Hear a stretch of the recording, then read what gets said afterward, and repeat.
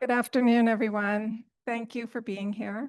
I'm Pam Schaff. I'm the director of the Humanities, Ethics, Art, and Law, or HEAL program.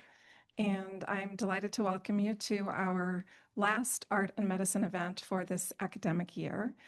Actually, we have an artist researcher show coming up, but this is our last artist patient event. And today's event continues our program's mission to align the work of artist patients with the core medical school curriculum in order to foster enhanced understanding between patients and future health professionals. So I'm going to turn things over to Ted Meyer. He will introduce, I will introduce him to those who don't know him. Ted is our artist in residence, and we've just discovered he's been doing this for a decade almost with us. So we're incredibly grateful to have him bring the work of our artist patients to us and to contribute to this program for our campus. I'm also going to introduce Dr. Persh Rao, who is a pulmonologist and clinical professor of medicine here at Keck, and he is the associate director of Keck's adult cystic fibrosis program. So he will be in conversation with Ted and with Rowan, and I'm going to let Ted introduce Rowan. So thank you. Hi, thanks everybody for showing up.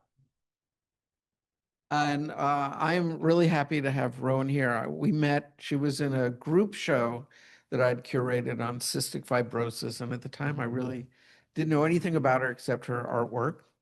So she's an LA-based fine artist working in photography and sculpture. She earned her BA at UCLA, although we will not hold that against her. And she also studied disability studies. Her practice explores her identity with chronic illness, often through self-portraiture, mixed media, and sculptural work that incorporates medical materials and objects from daily treatment. So welcome. And if anybody hasn't seen the show, it is downstairs in the bottom of the Keith Administration Building in the gallery. So we're going to start a little bit with you can give us a little bit about your health history. But before we do that, I just want to go over a couple little facts, which I always do. These are the closest full year facts I've been able to find, and they were from 17, but 40,000 people in the US. So there's a lot of this is something you're going to want to study. There's always about 1,500 people on the waiting list, and we're going to talk about you because you were on a waiting list and now you are not because of new treatments. So let's start with you. In 2019, after being on gene therapy, you got to go off the waiting list. So let's talk about you starting out. Here's you as a little kid. Give us a little bit of your history. That is a picture of me when I was first diagnosed with CF. I was diagnosed at around 2.5 months old because I wasn't gaining weight like a normal child would. And I was also a really small baby starting out because I was about a month premature and I was only 4 pounds when I was born. So the fact that I wasn't gaining weight was very concerning. And then after I got tested and they found out I had CF, they originally thought maybe it just affected my digestive system. But then around 4 months old, I caught pneumonia and I had to go to the hospital. That's what that picture is from. And that's how they knew that it was also affecting my lungs. Is that pretty typical? I was reading that normal diagnosis is now really early. So the diagnosis now can be made in utero with genetic testing. And your story is very similar to how modern CF was diagnosed. In 1938, Dr. Anderson did a necropscopy on an infant that had died at 2 weeks old. And what she had found was these fibrotic, fibrous tissue, thick, dense, cystic spaces in the pancreas affecting the digestive system. And that is where the diagnosis or the name of cystic fibrosis originated, was from a biopsy in the liver, in the pancreas, as opposed to the lungs. Since the identification of cystic fibrosis in the pancreas, we know that the lungs are the area that gets most infected. And a majority of people that pass away from that used to pass away, I'm saying used to, pass away from cystic fibrosis died from lung failure, or complications of recurrent pneumonias, or airway disease, as opposed to problems with the pancreas, because we understand that much better. All right. So here you are at, I'm guessing 4 or 5. I don't know what birthday this is. So I'm curious as what it was like being an ill child for you, because in my case, I had something that nobody could really see from the outside, and it was very hard for the kids to comprehend that you could have an invisible illness at that age, and I kind of got teased a lot, and I was wondering if you had gone through the same thing.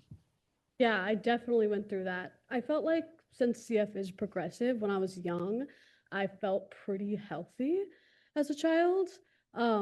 So I didn't feel that different from my peers. Like I didn't feel like they treated me that different, but I knew I was different because I had to take all these pills and go home and do breathing treatments, and I was always absent from school. Um, so yeah, it was really hard for other kids to comprehend why I was absent or why I was always coughing and still in school, like why I was always sick. Um, but relatively growing up, I felt pretty normal as a child.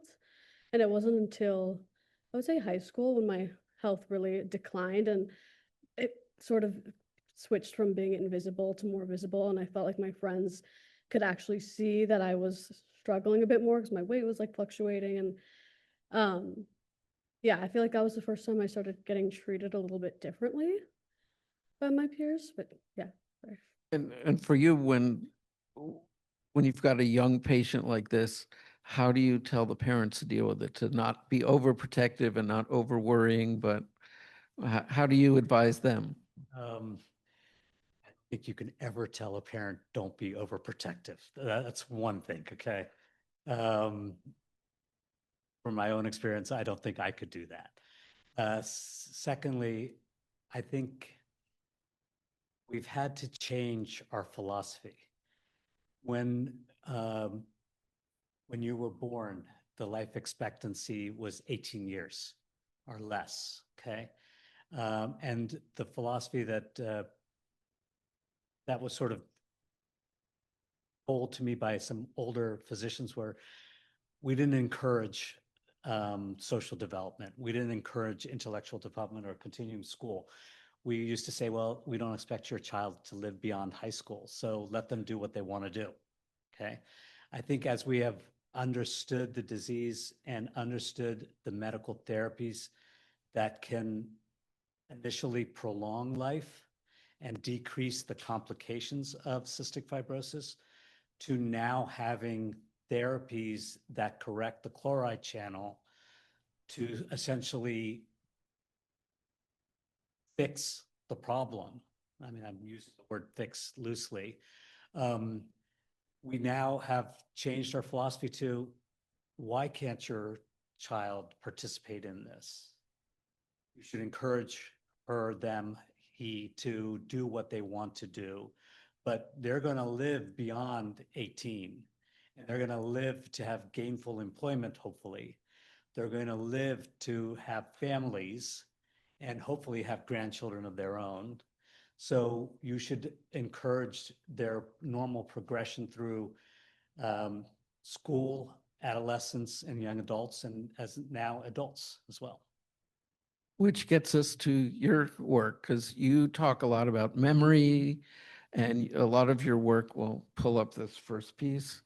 You use old frames and old photos. So as someone who maybe when you were younger was given that diagnosis of you're not going to live long, and now you know that you're going to have long-term memories. Why don't you talk a little bit about how that gets into your artwork? Yeah, I felt like at a really young age, I kind of understood that I had a shorter life expectancy. And I think it's part of the reason I've always been interested in like preserving memory. Like I've always been someone who writes in journal entries every day, going back to when I was like a child. I've always been someone who collects things. Like it's really hard for me to let go of like birthday cards that I had as a child or like trips. I like collect little mementos from them. I've always done that. And it's part of the reason I got into photography in the first place. I wanted to like capture moments of friends and family and preserve them so I could like look back on those memories. And so I thought it only made sense to display the photos in vintage frames that I got from estate sales because I liked the idea that they were already used by previous families displaying their photographs in them. And I just thought that was really special that there was already like an energy and memories attached to the frames. And it made sense with my work to do that rather than to buy brand new frames that didn't have a memory attached to it. So you had said you started doing artwork at like 6. So did you feel the pressure even at that age to? So for me, when they said to me, "You're not going to live long," I felt this pressure to do lots of things every day to make sure I'm going to ride my bike for a little bit. I'm going to do this. I'm going to, like, I tried to get everything in so I didn't miss out. Did you have that same sense? Yeah, it's hard because with CF, I was told that my life was going to be shorter, but I was also told that there are new medications coming out. And I remember my mom would always say, "There's going to be a cure." Like she would always ingrain that into me. So on one hand, I did feel that way, but on the other hand, I was like, I always knew that I can't have any expectations, and that a cure might come out or something like that. Yeah. So when you started this, a lot of these new treatments weren't around. So it must be pretty fulfilling for you to see a lot of your patients. It's fantastic to see my young adults that I've taken care of for 22 years now go on to get jobs and start having kids now. And the joy of seeing their kids come to clinic and play around the room while I'm talking to mom, dad, mostly moms nowadays. It's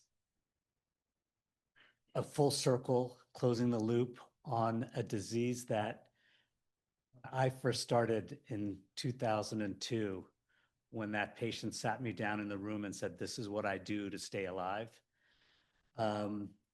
It's now come to not only are people staying alive, they're starting to live their life. And that's, as a physician, you try to decrease the effect that a disease has on somebody, but we've come full circle now, like I said, and we are seeing that people are living their lives, and that's very gratifying. You feel you're living your life? No, I do. I don't know what's in store for me. I don't know if a family is like a possibility for me. I hope it is in the future. I mean, I don't mean everybody should have kids. That's not what I'm saying. I've got 3, as I say, monkeys, and that's causing my gray hair, not the CI. But I mean, just the ability for them not to center their entire existence around medications, around therapies, to be able to say, "I'm going to pick up that camera and go out for hours," or to go out and say, "I'm going to go to the studio and work in the studio for hours." That is living. So what is your day like now? Like I see you have a portable oxygen, I don't know what thing, I don't know what you call it. So how much now does it affect your daily existence? It still affects my daily life a lot, not as much as it did when I was, waiting for a lung transplant and much more sick before I started taking Trikafta. But I still need to take all the breathing treatments, all my pills. I still feel like I can't go throughout life without thinking about it. So it's like always in the back of my head. But not as much as it used to. Right now I'm not using the oxygen. So I'm not having to think about when is this machine gonna die and when do I have to like go home, which I feel very grateful about, but I'm still thinking about it every day. All right, so we're going to go from your small portraits to your large portraits. So I love these portraits because I just think they give a real sense of what you're going through, but to me, they also speak to, it seems to me there's a lot of pressure on any woman to look attractive. And here you are sort of with a blank expression and all these, and I want to know why you decided to photograph yourself with this blank expression. But why don't you talk about the idea of sort of having a chronic illness, trying to deal with the realities of presenting yourself however LA wants you to present yourself? Yeah.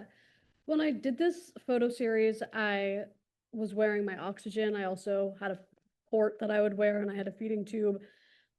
Sometimes I would even need a wheelchair in certain situations. So at that time, I really felt like I was outside of the beauty standard, which was hard, especially nowadays with like social media and like influencer culture.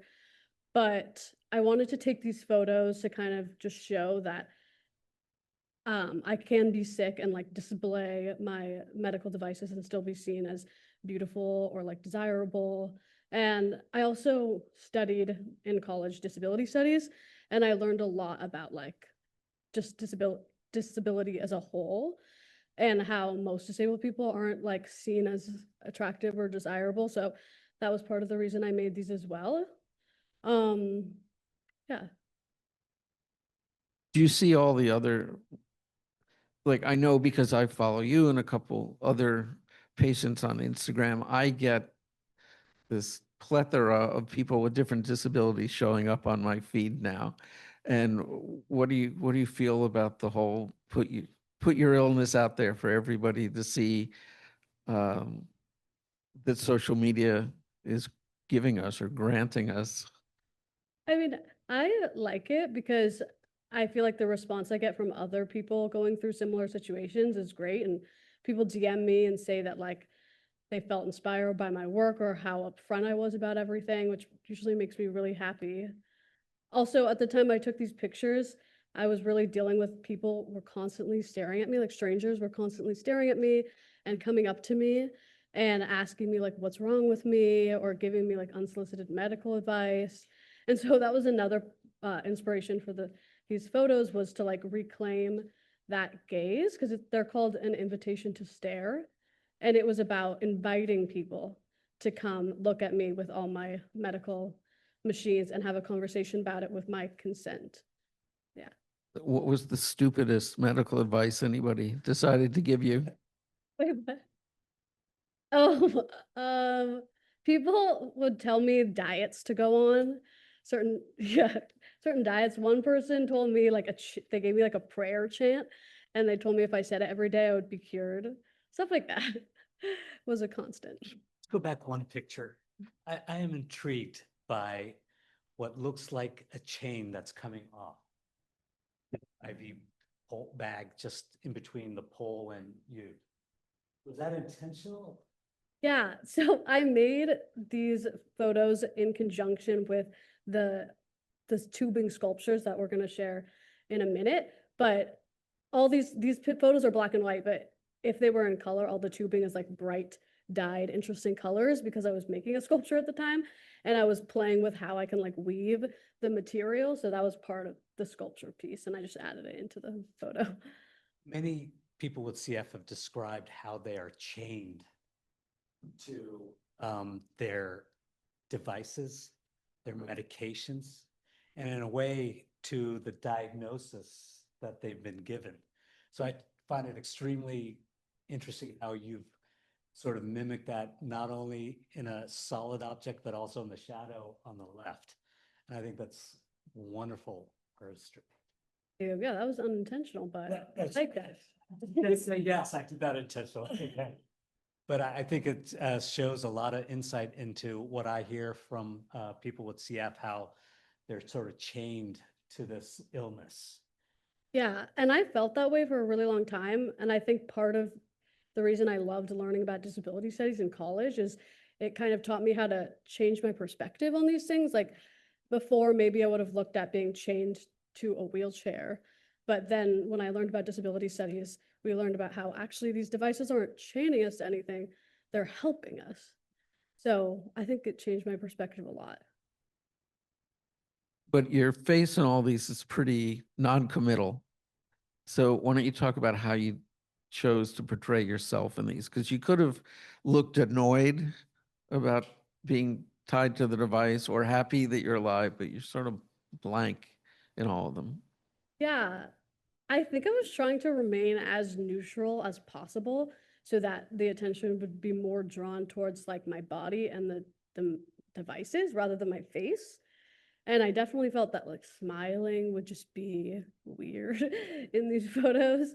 Um, yeah, I felt like it was like a serious moment and I was trying to be neutral and like serious so that it would draw attention more to the situation rather than my face.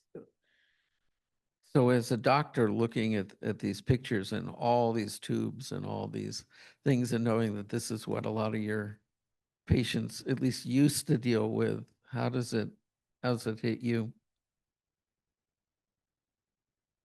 I mean, the other hat that I wear is critical care medicine, and having a patient lay in bed with these kind of tubes, and I joke with the nurses as they run their IVs to see which one they're connecting to the different IV access points that a person may have. I mean, you get overwhelmed with those tubings and you start to ignore them because you're concentrating on what's going on with the person and not the ancillary things that are attached. It wasn't until, seeing people not in the ICU having this kind of tubing in people with CF and other respiratory illness that it comes down to being so salient, and saying, as a physician that writes orders, we do not account for how much impersonal or nomenclature, or not impersonal, and also medications and therapies that are not personalized to how a person is going to receive them. I mean, there are times when I write for antibiotics that are being infused 3-4 times a day, and having somebody hooked up to an IV for 3 hours, 3 times a day, if you do the math, is literally 18 hours. Okay. And that's like, what is a person doing with that? Okay. They're trying to recover from their illness and be human at the same time. And we as physicians are saying, well, I've got to give you worse things so that you can get better. And that's something that in my later years, I think I'm more conscious about. How can I consolidate things? How can I be more intentional about how the therapies we're using are going to help somebody, and not use the cookbook like, well, this study says we should do 5 things at the same time. Wait a second, we can't possibly do those 5 things in a day. We've got to be judicious about how we're going to benefit somebody with this. Any agreement, disagreement? Yeah, I like that. I just feel like part of the reason why, I don't know if you were gonna talk about this in the later, but I have hearing loss from medications that the doctors gave me. And I had non-tuberculosis mycobacterium, which is a really dangerous bug to get if you have CF. And I think like the number 1 researched antibiotic was amikacin, which is why they gave it to me. But it made me lose so much of my hearing, and it made me not like my doctors anymore, to be honest, which is part of the reason I switched out of the children's hospital, because I felt like they just went to that first thing that they were trained to do, and they didn't think about how my life would be completely changed by that. Yeah, which was really hard. And I fought a lot with them to get them to change my medications, and it was really hard. It caused so much problems that I started refusing to take that medication. But I'm not laughing at you. I think one of the big issues that we have, medicine is not working in conjunction with the person that we're treating. There's there has been a tendency, and I hope it's changing now, that it used to be very dictatorial. This is what we're doing. This is what you have to do. I got no choice. I think we need to incorporate a person's autonomy a little bit greater, more, and also be a little more creative in what our goal is going to be. Say, amikacin is the drug of choice that we would love to use, but it's going to cause hearing loss. We may not get as great a response, and we may have to go on different antibiotics for a longer period of time, but that's a discussion that we should have and see if that fits into your plans. Do a collaborative therapy options and walk together in this disease rather than someone leading and someone following. Yeah, I just felt like also when I was going through that and I was in the pediatric system, I felt like my doctors were like, you're a child and we can't work together with you like that because you don't know what's best for yourself. And now that I'm in adult care, I feel like my doctors really listen to me and they are empathetic towards me when I say, can we try something new? And they'll actually try it. They won't be like, no, you don't understand. So a side effect like this, so as a novice, I do as much research as I can about each illness we highlight here, and I was saying different ethnic groups have different percentages of people, and that guys can become sterile. And you had mentioned like a father with CF coming in, and I was like, that seems pretty rare to me. Are there, and her losing her hearing, are there other things that these guys should be looking out for if they land up treating a CF patient that might pop up? I'm going to turn that question to the expert. She lives with it. So what are the things that you've been told or have experienced as a complication of CF? Yeah, well, one is what have I experienced as complication? Or what have you been told about being on the lookout for?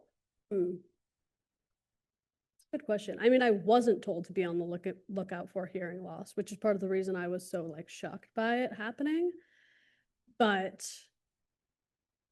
I feel like what's coming to mind is things that I wasn't told that I was upset about. Another thing was like, I was never told how CF would affect like my reproductive system. And I don't know if it's the same for men because I know that they can't naturally have kids. So it's weird because CF was considered a childhood disease and all the clinics were pediatric clinics. So they didn't tell us how it would affect our reproductive system because they thought it didn't apply. But I just found that harmful because even when you become a teenager, you need to know about these things. Yeah, that's one. So the things that I think people with cystic fibrosis should be aware of is that the CFTR protein is present throughout the body. It's not just localized to the lungs or to the GI system. It affects the kidneys, it affects the skin, it affects the eyes, it affects the meninges or the brain as well. So it's not just isolated to a single or one or two organ systems. In terms of affecting the kidneys, it's actually beneficial. It helps clear out the antibiotics. And part of the reason why we have to use higher doses of antibiotics is that there is an increased clearance of those antibiotics in people with CF as opposed to people that don't have CF, okay? So, and it's a close, well, it's not, you have to walk in that window of therapeutic versus adverse reaction to medications, okay? The other things that we worry about is liver damage. As we add more medications on board, these medications are predominantly metabolized by the liver. And as you put more and more stress on the liver, it can cause fibrosis or cirrhosis. That's another complications that we keep an eye out for. And with medications such as Trikafta, there's been some reports of younger people developing cataracts, okay? So we keep an eye out for eye changes as well. In terms of reproductive, about 95% of men born without the union of the vas deferens, and that's what causes the sterility in males. In women, because of that thicker mucus affecting all organ systems, there's a harder chance of conceiving when you're not on medications. Now with medications, that's all gone out the window. The medication, and I heard you say Trikafta, is a wonderful drug that's been out for about 3-4 years now, after having been in studies for additional 3 years preceding. And it's corrects that chloride channel so that the chloride can go to where it needs to be, so that the mucus is not thick and tenacious, okay? The combination of that chloride channel working and the decreased metabolic state or catabolic state of having to breathe has allowed women to get pregnant. Fantastic, okay?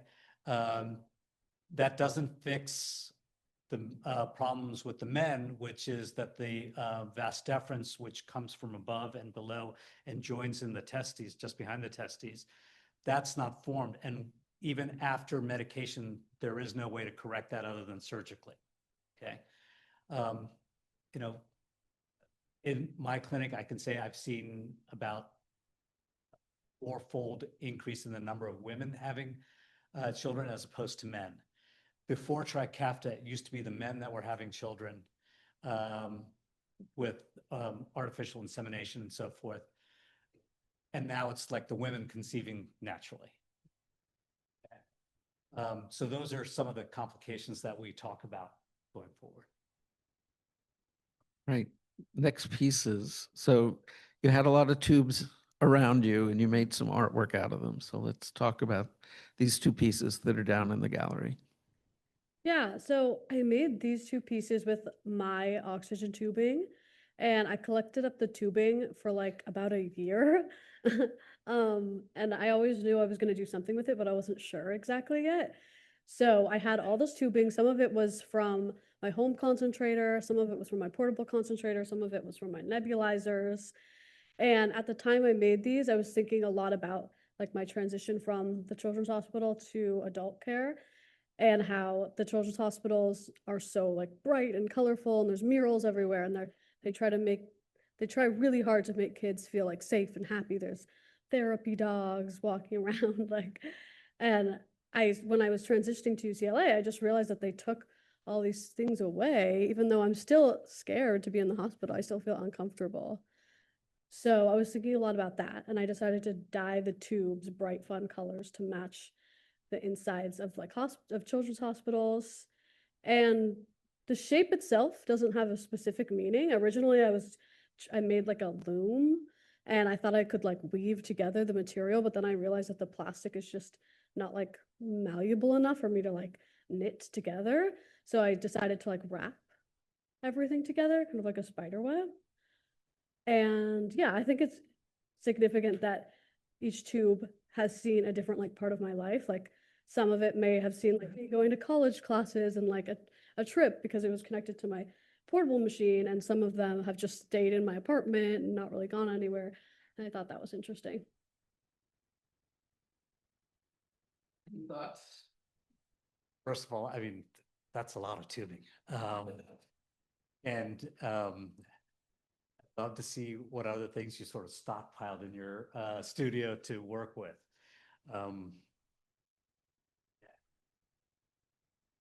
Again, I think it goes back to, as a physician, you tend to write refills for and prescriptions for tubing for medications, not knowing how much of it is, other than knowing that they need it. Give it. Let's give it to them. I did want to ask, in the different types of oxygen devices that you mentioned, are there different tubings that go to the different devices, or do you universally use one tubing? There were different ones, like some of the, I would say like long tubing versus short tubing for the cannula for this one were all short, and I had to glue them together to make a long chain, whereas like the home concentrator was very long, like 25 to 40-foot tubing. Yeah, so it was all different. And the nebulizer tubing is kind of a different material than this. But yeah. When I first saw these, I didn't know what they were about. I liked them as patterns and colors. But to hear you talk about like different tubes had different meanings because of when they were or where they were, it just gives it a whole depth that you don't see when you first look at it. I just think that's fantastic. All right. And let's talk about this piece, because when I first saw this, I thought these were actual pictures from your scans that were silk screened on. I didn't realize you had done all this work by hand. So why don't you talk about this? And for everyone who has been down there, it's a changing screen, and we had wanted it to be freestanding like a changing screen, but because of the fire department, we can only have things go 18 inches out of the wall. So we landed up hanging it rather than standing it. Yeah, so this piece was also about like repurposing medical supplies and devices. And I had that medical privacy screen, and originally it had vinyl in it, and I didn't like how the vinyl looked. And I wanted it to match like the vintage aesthetics of my film photography and the antique frames. So I replaced the fabric with like old linens and tablecloths from estate sales. And you can't see it in that picture, but if you look at the actual piece closely, there's like stains and stuff in the linens, which I think is interesting because there's more stories of people who use the tablecloths beforehand. But in terms of the images, I downloaded all of my medical records from UCLA, starting back when I was first seen there in 2005, all the way till now. So like 20 years of medical records. And I just looked through everything and picked out what I thought was the most visually like interesting looking pictures.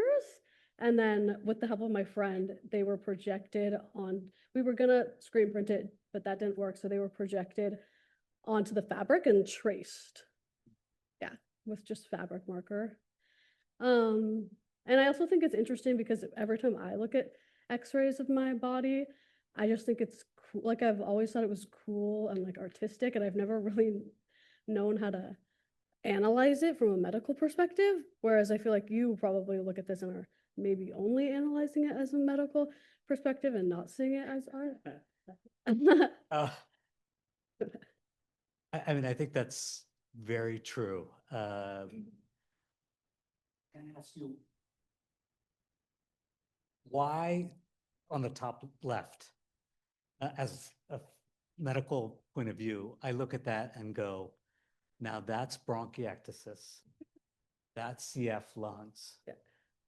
And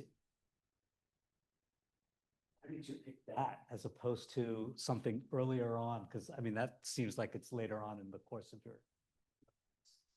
I think I just picked it because you could see the bronchiectasis. Yeah, bronchiectasis, the dilated airways, right? Yeah, you could see it so much. And I thought just visually it looked really cool.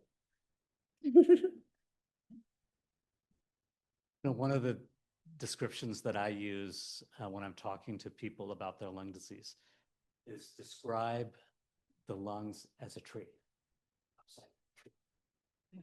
And the airways are the branches, and the gray spot is the leaves, the foliage of a tree.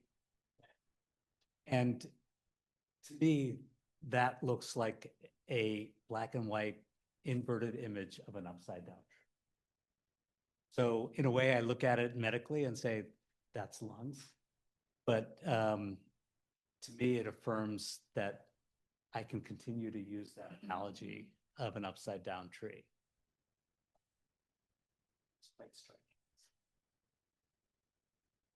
All right. We're coming up toward the end. If anybody has any questions, raise your hand. I can bring a mic to you. And while we're doing that, this is your chance to talk to these med students and tell them why what you do is something they might be interested in.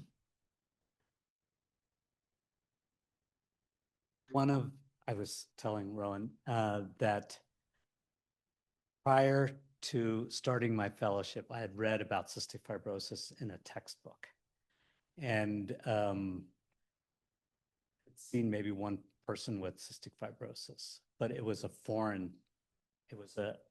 paper, it was a chapter. On the first day of fellowship, when I walked in, and this person by the name of Bruce said, "You're the new guy. Let me teach you about CF." I said, "Hey, what do I need to know about CF?" It's not the stuff that you read in the textbooks. It's the stuff that I do every day. Okay. I said, "What is it that you do every day?" I start the morning off at 6 o'clock in the morning with doing breathing treatments. They're all. And next thing I do is hypertonic saline. It makes me cough, but I know I've got to do it. Then I do this Darnase alpha pulmozyme that helps me get the secretions out, but it makes me cough. And then I do this vest. I sit here and I do this treatments, and it takes me about an hour, hour and a half. So I don't start my day till an hour and a half after treatments. And then I do it again at noon, and then I do it again at 6 o'clock. And then if I'm sick, I do it again before I go to bed. That's close to 6 to 8 hours of therapy that a person's doing. And it struck me how this 22-year-old man was doing things just to stay alive. And his biggest concern was that you should know about this so that you can help somebody else next time. Bruce went on to get a lung transplant, subsequently died after he aspirated after eating some food. And watching his life unfold during my fellowship, essentially fellowship, endeared me to how much these people with CF are human and want to achieve their own lives to the extent that they can. And I found a passion, and I would say you find a passion in your medical career that makes you want to come into work every day. And if you do that, that's not work. That's fun. That's fun. So have fun somewhere in your career. Right. Any questions for either of our guests here? Rowan, what are you excited about making next in your art?